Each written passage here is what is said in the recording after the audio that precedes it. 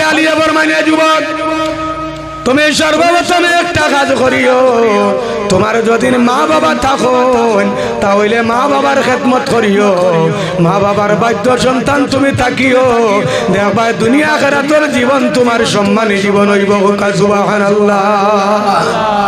প্রথম উপদেশ দিছেন কিতা মা বাবার খেদমত করিও দেখুন আমার বুজুর্গণ একটা বাচ্চা যেই সময় জন্ম লওয়ার পরে মা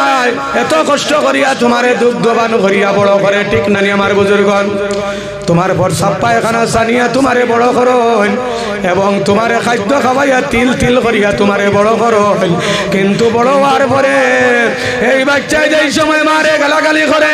এই বাচ্চাই যেই সময় মা বাবারে গালাগালি করে এই বাচ্চা যেই সময় বিবাহের পরে মা বাপ পালাইয়া আলোক ঘরের মধ্যে থাকে এই বাচ্চা যেই সময় বড় হওয়ার পরে মা বাপরে চায় না মা বাবা